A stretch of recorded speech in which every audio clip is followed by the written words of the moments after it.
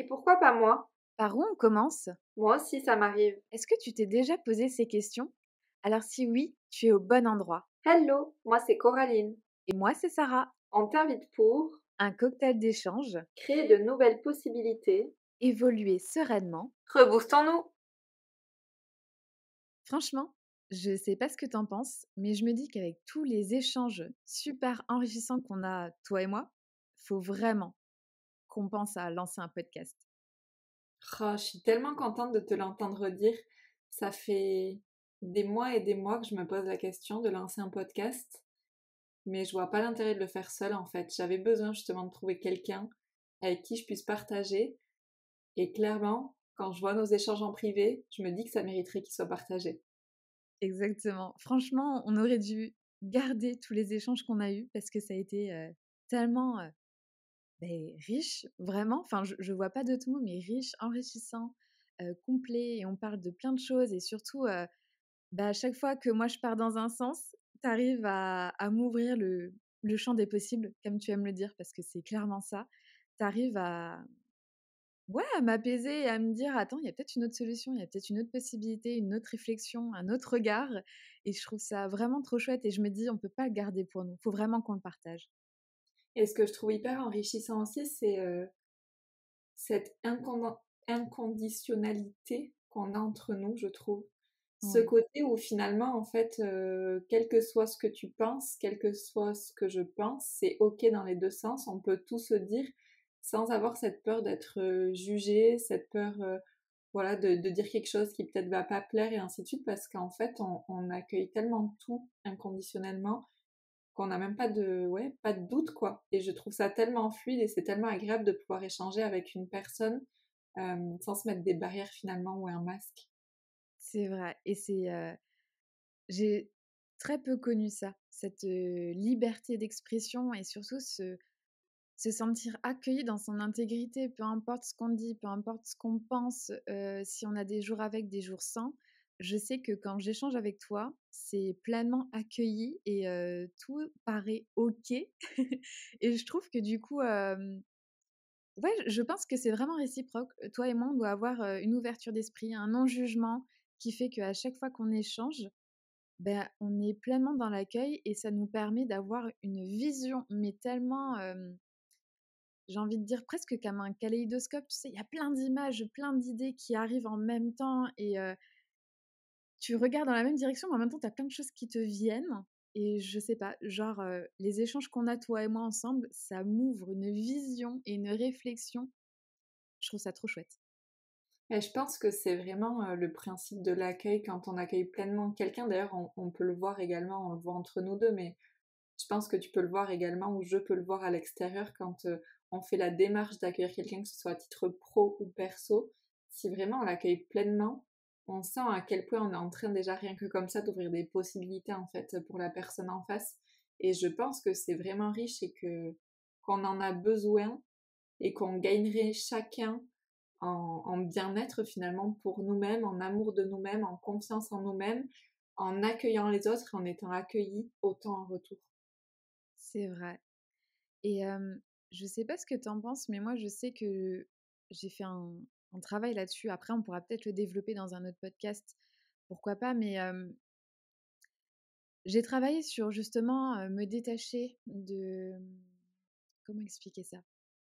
Quand quelqu'un vient me parler, la personne peut être par exemple énervée ou peut avoir un passif plus ou moins présent, qui fait que, je pourrais peut-être me braquer ou peut-être, partir dans une direction et je trouve qu'avec le temps, j'ai vraiment travaillé là-dessus et je me dis, ce que la personne elle me dit en fait, c'est juste son ressenti, son vécu, c'est ses filtres à elle et ça ne doit pas m'impacter moi dans mon être, dans qui je suis et donc même si, des fois tu me fais une réflexion ou tu vas me dire quelque chose qui pourrait me blesser si j'active des filtres, vu que j'accueille pleinement, en fait, je me dis juste, «C'est de bons conseils».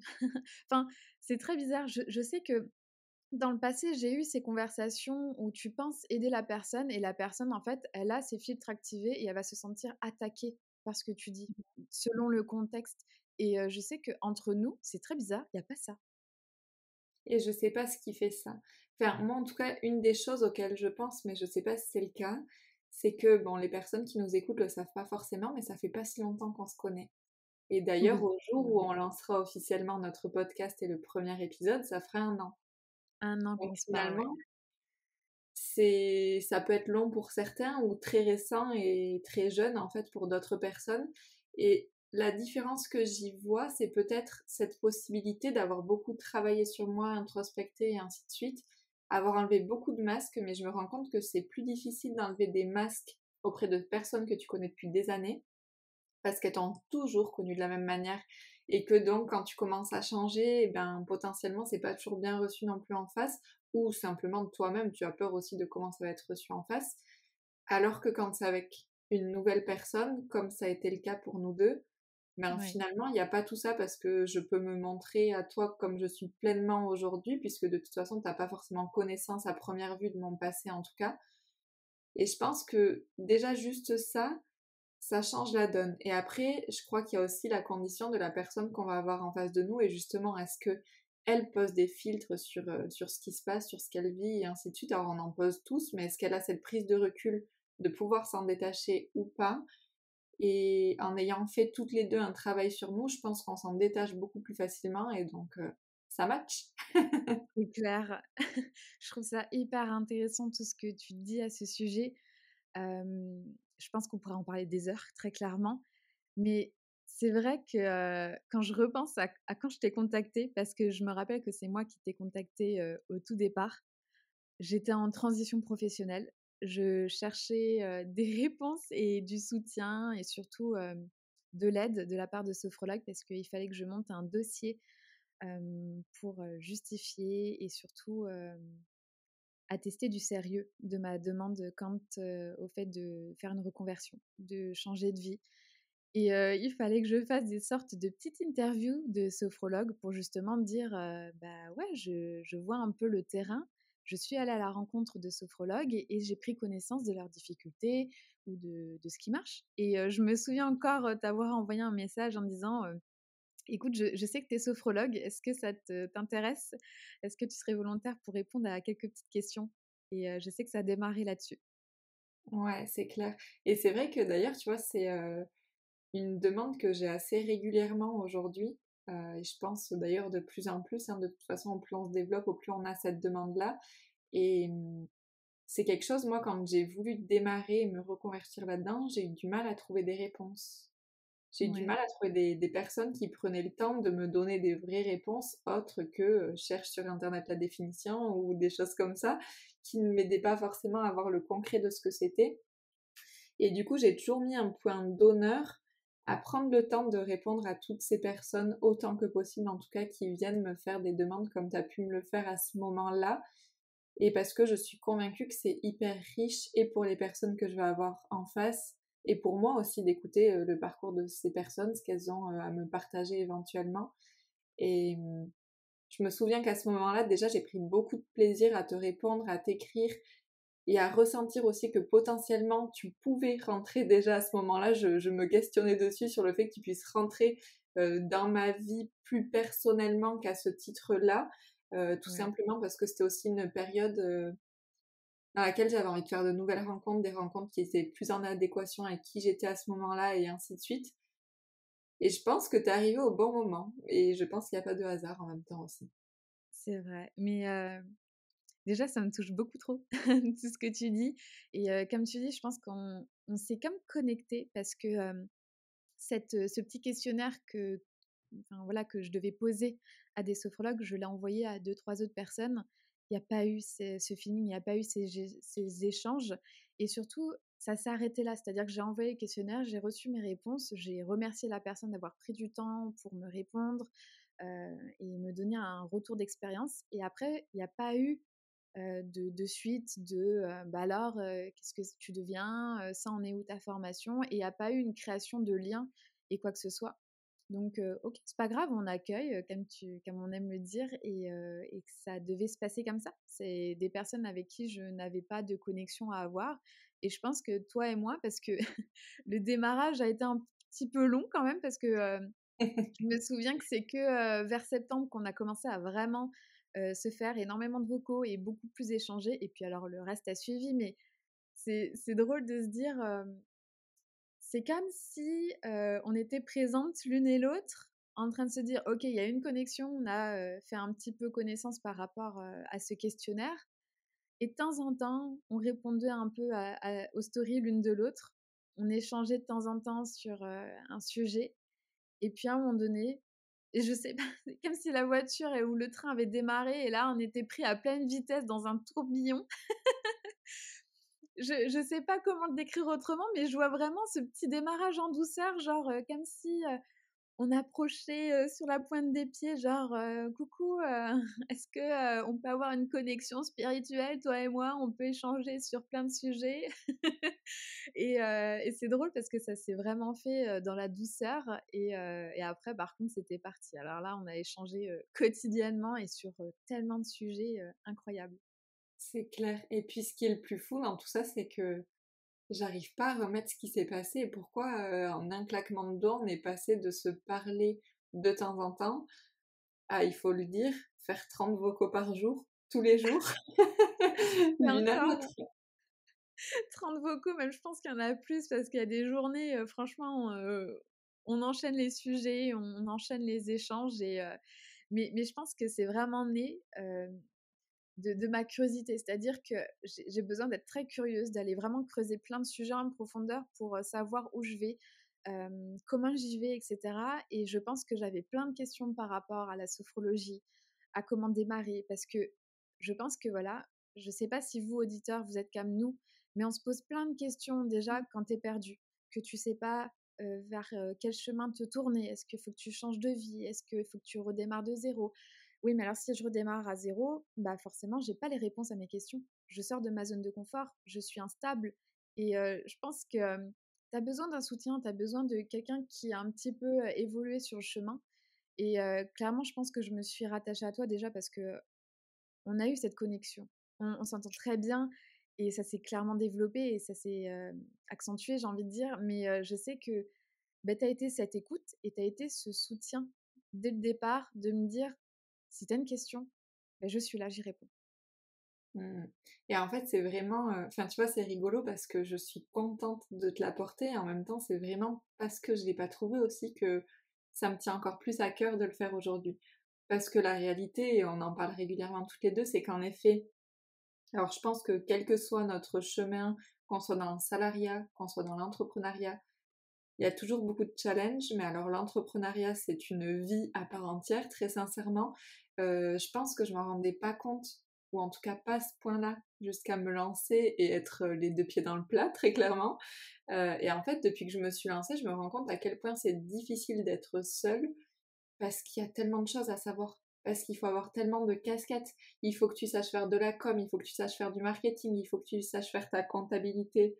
Et toi-même, tu sais qu'il n'y a pas si longtemps, je me suis plantée complet en compta et que j'ai dû tout reprendre. Donc il y a plein de choses à voir derrière. Il y a des lois aussi auxquelles il faut faire attention. Il y a des déclarations à faire régulièrement. Tu as des impôts qui deviennent autres puisque tu passes au niveau professionnel. Enfin, il y a beaucoup, beaucoup, beaucoup de choses. Et c'est vrai que pendant très longtemps, je me suis sentie très seule dans ce domaine-là parce que personne devant moi pour me montrer ce chemin justement, tu vois. Et je crois que c'est vraiment pour ça que j'ai à cœur de le faire et j'ai à cœur de partager et qu'on partage ensemble sur ce podcast. Et je pense que ce qui est intéressant dans notre complémentarité aussi, c'est le fait qu'on n'en soit pas au même endroit, qu'on Ouais. traversera peut-être pas toujours les mêmes choses, mais que justement, ça sera l'occasion de parler de ce que tu traverses ou de ce que je traverse moi, et que ça pourra apporter beaucoup de richesse à ceux qui, d'une manière ou d'une autre, se reconnaissent là-dedans, en fait, que ce soit du salariat ou de l'entrepreneuriat, encore une fois. C'est vrai et du coup, dans ce que tu dis, ça m'amène à faire, rapidement un petit point. C'est-à-dire que pour les personnes qui nous écoutent, qui viennent de nous découvrir, je voulais juste recontextualiser un petit peu. Donc, bah, moi, c'est Sarah. J'ai fait, un changement de vie il y a 1 an. C'est-à-dire que j'ai quitté le monde du salariat. J'ai découvert, bah, du coup, le monde de Pôle emploi et surtout, je suis retournée sur les bancs d'école parce que j'ai entamé une formation en sophrologie.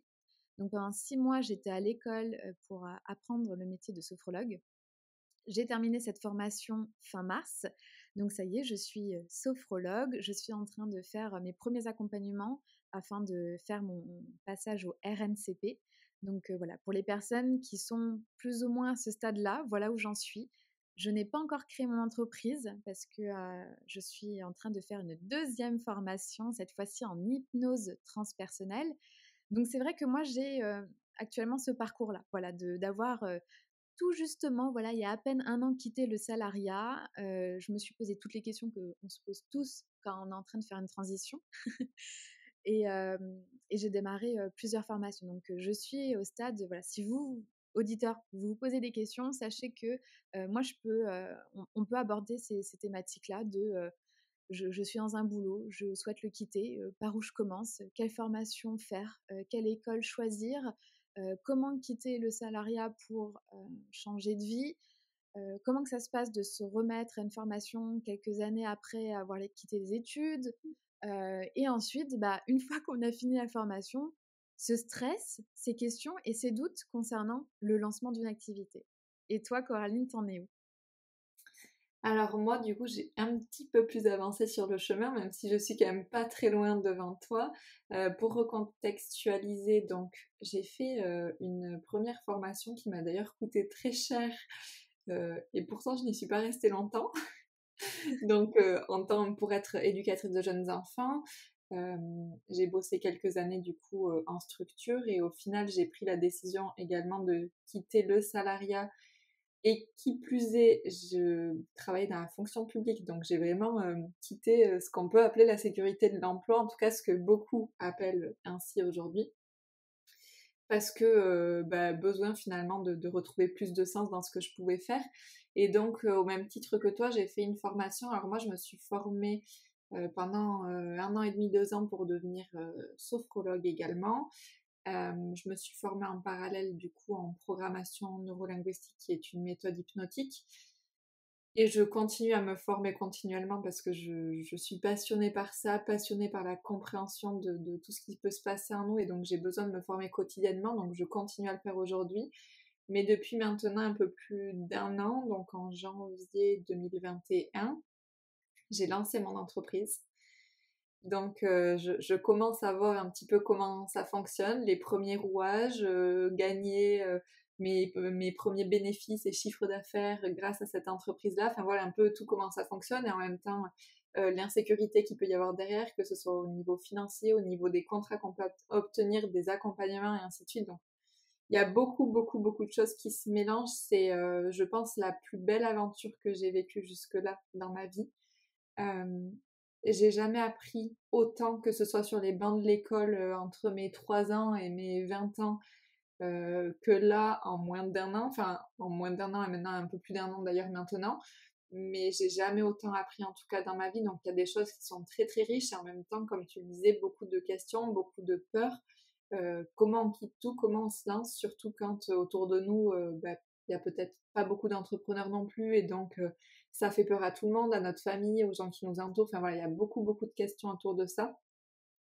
Et ce que j'ai trouvé intéressant entre nous deux, en tout cas ce qu'on s'est dit, c'est aussi cette idée que très souvent, et nous les premières, on écoute des podcasts qui vont être inspirants, qui vont potentiellement parler d'entrepreneuriat, d'épanouissement, de développement de soi, enfin peu importe un peu de toutes ces thématiques qu'on va aborder ici. Mais très souvent, on entend parler de personnes qui ont réussi, qui ont déjà réussi, qui sont déjà à un stade très très élevé, soit que c'est des grands directeurs, soit c'est des grands entrepreneurs, enfin c'est des personnes qui aujourd'hui sont reconnues. Et nous, on s'est dit que c'était très intéressant, mais qu'on n'avait pas cette personne-là justement qui était juste devant nous et qui pouvait nous apporter quelque chose ici et maintenant dans le processus. Et c'est aussi pour ça qu'on a voulu développer ce podcast et se dire, ben, on va être ces personnes-là qui avancent parfois en même temps que vous. Peut-être qu'on sera parfois derrière vous, parfois devant vous, peu importe, mais en tout cas plus ou moins au même rythme et pour vous montrer concrètement comment ça se passe et comment on évolue dans ce secteur-là, les remises en doute, les moments de joie, tout ce qu'on traverse finalement. C'est vrai. Et je trouve ça vraiment trop chouette qu'on ait eu cette idée. Et je pense que ça, c'est pas né de rien. Enfin, voilà, c'était prévu. Je pense qu'on s'allie toutes les deux pour ce beau projet. Et franchement, c'est vrai que même encore maintenant, hein, plus j'avance, plus je me pose encore plein de questions et vraiment, je ne sais pas où aller chercher les infos par moment. C'est-à-dire que comme tu dis, on a tellement de casquettes à avoir. On a la casquette compta, donc c'est-à-dire que si tu vas aller chercher des réponses, au sujet de la compta, il faut que tu ailles, à un tel endroit. Si tu as besoin d'avoir des infos sur le marketing, il faut que tu ailles encore ailleurs et des fois, c'est un peu dur aussi de les imbriquer l'une dans l'autre. C'est-à-dire que ouais, alors je vais chercher mes infos en compta. Ouais, je vais chercher mes infos en marketing. Mais alors, comment je place tout ça?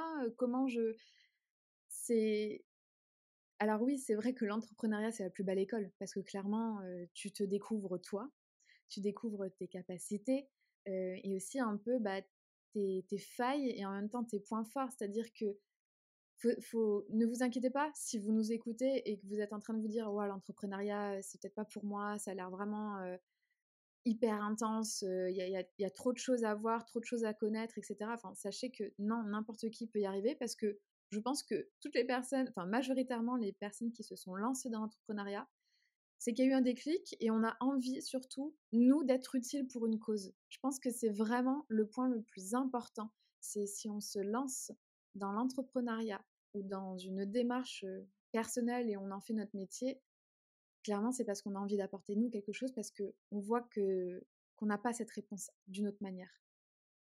Je suis clairement d'accord avec toi, je pense que c'est la raison principale, en tout cas c'est la raison, pour moi c'est la bonne raison pour se lancer. Parce qu'on peut aussi se lancer, et je l'ai eu pensé, parce que on en a marre de notre patron, parce que les sociétés dans lesquelles on est, elles sont pas en accord avec nos valeurs, et je pense que ça fait partie des raisons aussi pour lesquelles on en sort.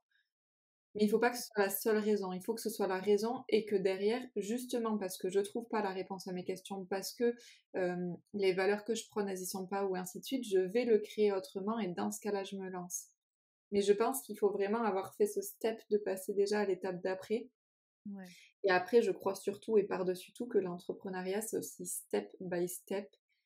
C'est un pas devant l'autre, c'est chacun à notre rythme. Il y a des personnes qui mettront 1 an pour se lancer, d'autres 3 mois, d'autres 3 ans, d'autres 10 ans, et peu importe en fait, tout est juste ouais, tant que c'est bon pour les personnes. c'est vrai. Alors déjà, je pense à 2 choses quand tu me parles de tout ça. La première, elle va être très simple et très courte, mais très efficace. C'est finalement, l'entrepreneuriat, c'est un peu comme si on n'est jamais mieux servi que par soi-même. Mm. Très clairement, j'ai l'impression qu'on se rend compte que ce qu'on voit, ça nous intéresse pas, ou alors on n'a pas la réponse à nos questions, on n'a pas le service qu'on a envie d'avoir. Enfin, il y a un peu ce manque et on a envie de combler, de contribuer de cette façon. Donc, c'est pour ça, je pense qu'on se lance aussi là-dedans. Et l'autre chose que je voulais voir, et je viens de l'oublier. J'ai eu La tellement vraie vie du d'informations. direct. La vraie vie du direct.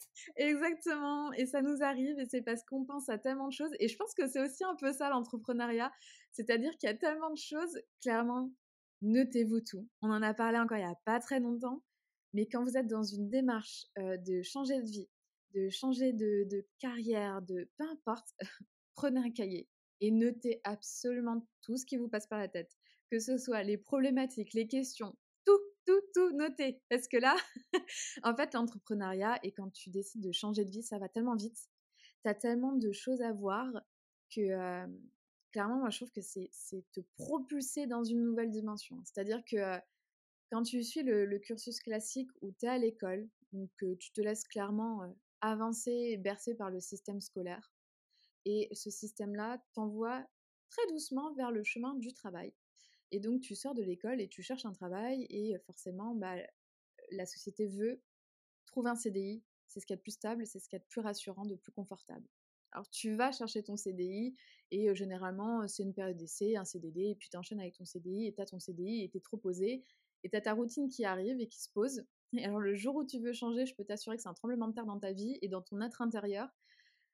Tu te découvres et tu découvres tout un monde. Voilà, c'est en... on parle encore par rapport au lundi. Tu sauras de quoi je parle, mais c'est vrai que j'ai découvert un monde, le monde du lundi, quand tu es dans l'entrepreneuriat. On pourra en parler si vous voulez. Je pense que ça serait bien qu'on fasse un podcast sur, je sais pas, nos trucs et astuces d'entrepreneurs ou notre emploi du temps ou comment on s'organise, parce que c'est vrai que c'est complètement différent du salariat.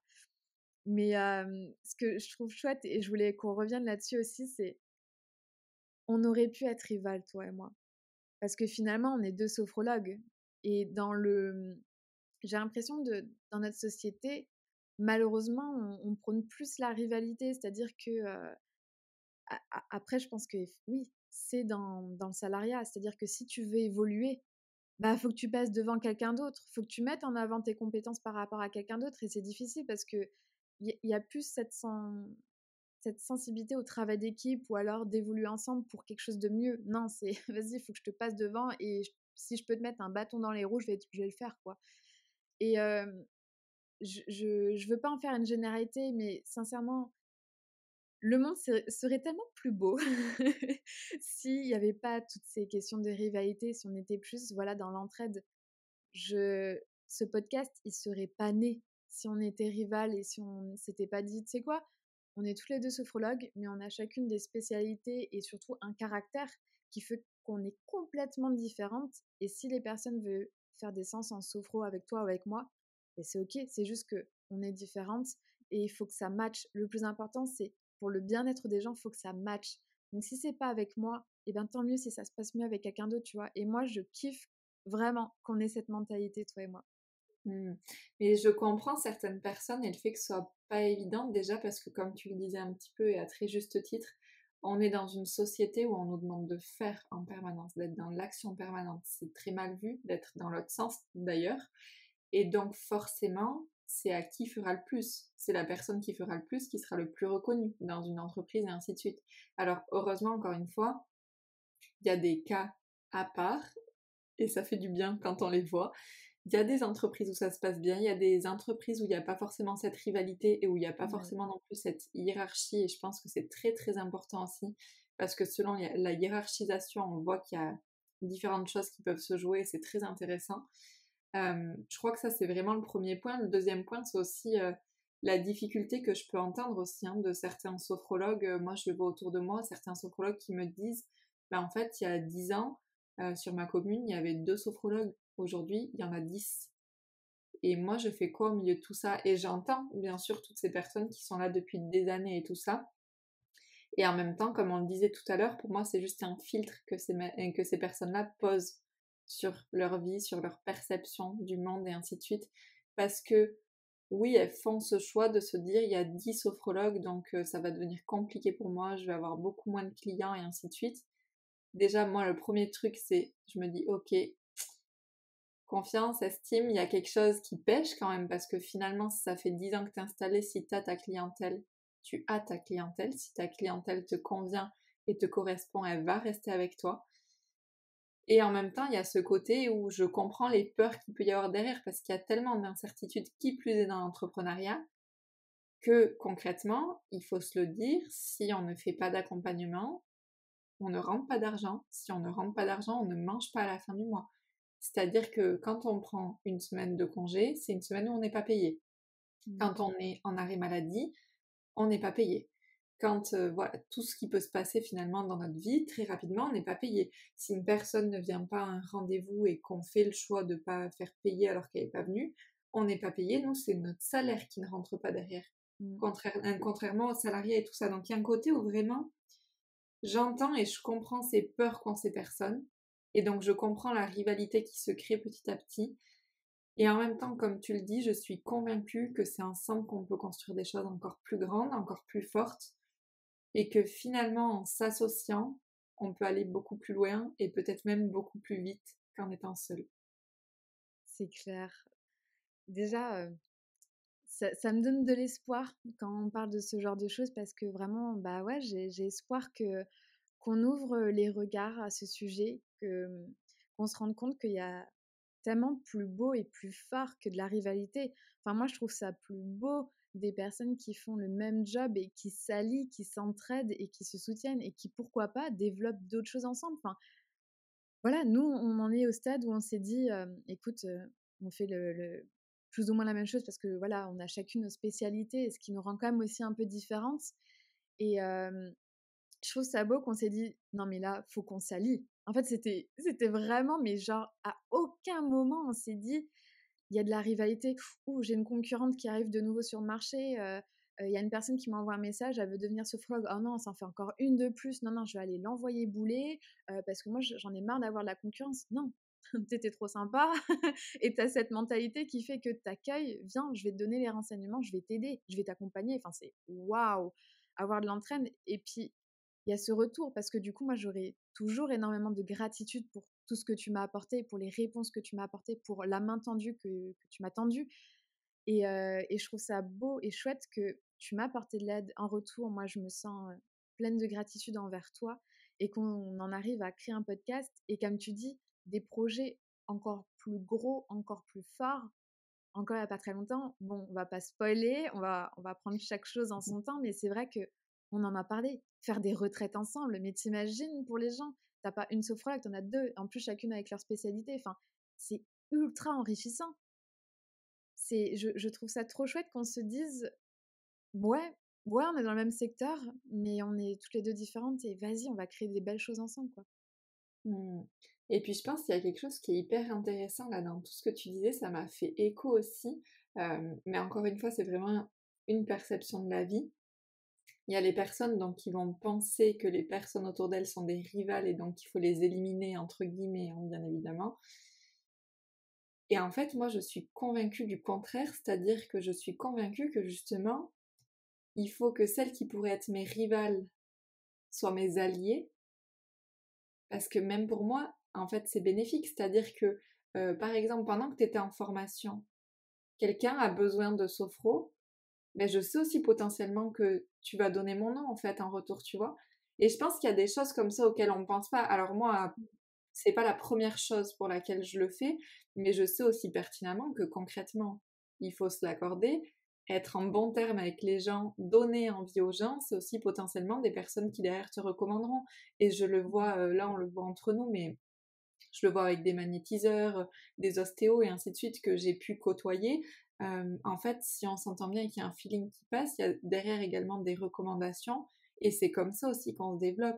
Donc en fait, ça dépend quel est notre angle de vue finalement sur ce qui se passe pour nous. Est-ce que notre angle de vue, c'est de se dire, ok, là c'est une rivale, il faut que je l'élimine et il faut que je lui passe devant, mais en termes d'état d'esprit, je sais pas si on est dans une bonne énergie. En tout cas, c'est pas l'énergie dans laquelle je souhaite être. Ou est-ce que justement, ok, il y a une nouvelle personne, ça peut être une alliée, peut-être qu'elle peut être complémentaire à ce que je propose. Peut-être que quand j'ai mes limites, je peux lui envoyer des personnes. Peut-être que quand j'ai trop de personnes, je peux lui envoyer des personnes. Mais que je sais que j'aurai un retour aussi dessus. Mmh. Et pour moi, c'est hyper important. Et on en parlait un petit peu dans le premier podcast de cette idée d'équilibre et de juste équilibre que j'adore. Et en fait, moi, en ayant des alliés, c'est ça que je retrouve, c'est je donne et je reçois en retour. Ou j'envoie des personnes et j'aurai peut-être des retours de cette manière-là ou d'une autre, et peu importe quelle que soit la manière. En tout cas, il y a un échange d'énergie en fait entre deux personnes. Mmh. Et donc pour moi, c'est beaucoup plus fluide d'être de ce côté-là que d'être de l'autre côté. Mais après, c'est encore une fois une question de choix et de perception. Mmh. C'est vrai que c'est ultra intéressant et je suis complètement d'accord avec toi. Enfin, je fonctionne pareil. Moi, j'ai toujours été dans le don, voilà, sans attendre de retour. Bon, alors c'est vrai que d'un point de vue, professionnel et rentabilité, des fois tu te dis, «Tu un peu la bonne poire». Tu donnes beaucoup aux autres, tu aides beaucoup les autres et des fois, bon, malheureusement, tu as pas forcément le retour en face. Si je donne, moi j'aurais pu, mais non, en fait, ça marche pas comme ça. Comme tu dis, c'est un échange d'énergie. Si tu donnes, tu vas recevoir de n'importe quelle manière qu'il soit. Il y aura forcément un retour. Et du coup, je trouve ça vraiment beau et chouette de se dire, bah, je vais donner.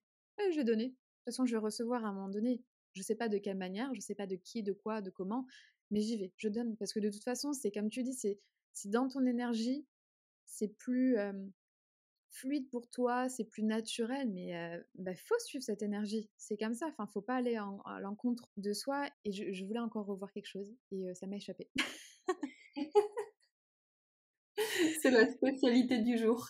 Ah ouais, là, aujourd'hui, en fait, ce podcast-là, il est tellement riche et j'ai tellement envie qu'on embraye sur tous les sujets, qu'on meurt d'envie de vous parler de tout ça. Donc voilà. Bah, d'ailleurs, je vous invite, si vous le souhaitez, à, comme d'habitude, nous mettre un commentaire, un message, à nous envoyer des DM, enfin peu importe, sur des sujets, des thématiques que vous souhaitez qu'on aborde dans le futur.